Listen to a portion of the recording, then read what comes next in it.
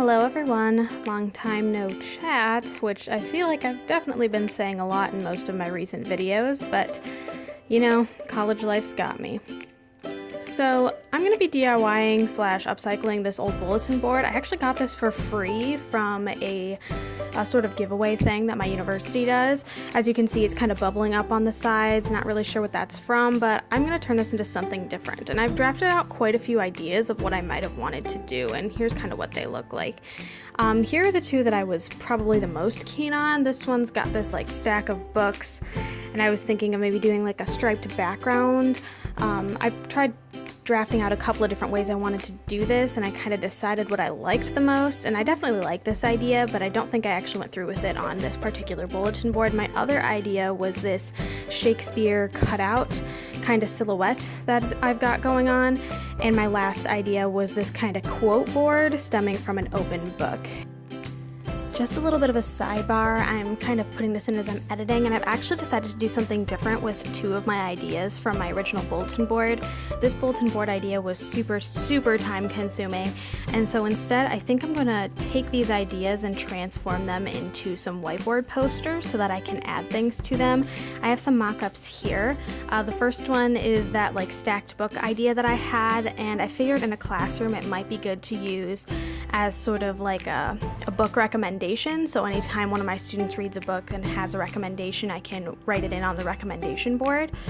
And my second idea was this quote board that I had. And I'm thinking for this one, also doing the same thing, having that poster, whiteboard poster idea, and having students write in quotes that they're liking from the books that we're reading, or any books that they've kind of read on their own, just to kind of increase the literacy culture a bit in the classroom. And I think I'm going to do a little more in-depth tutorial about these particular designs in an upcoming video, so stay tuned for that. So I took the lightest marker that I could find, or the one that matched the most, but I could still see, which ended up being this orange like whiteboard marker I have here, and tracing out my outlines because pencil lines didn't really work on this.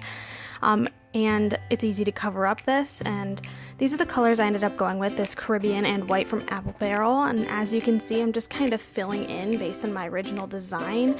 I did use a reference image to do some of this, believe me, I'm not that good of an artist, so make sure that you test out what you want to do a couple of times beforehand. Here's what that white coat looks like. Did get a little spot on the outside here. I used a pretty moderately sized brush for this, and since the blue areas are a little bit more, I'm going to use a bigger brush and probably go in with a more detailed brush later to crisp up the edges.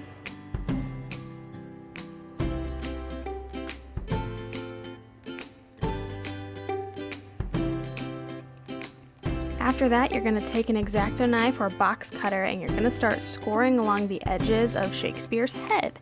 Now you're going to want to go over this quite a few times to the point where it goes all the way through the back. The cork on this was not thick enough to be like peeled off and used on its own, so you're going to want to check the back periodically to make sure that you're cutting all the way through, and when you're done, finally just pop them out. This is what my finished Shakespeare head looks like. I think it's really unique and creative, and I definitely recommend giving it a try. Feel free to like and subscribe if you feel so inclined, and maybe I'll see you next time.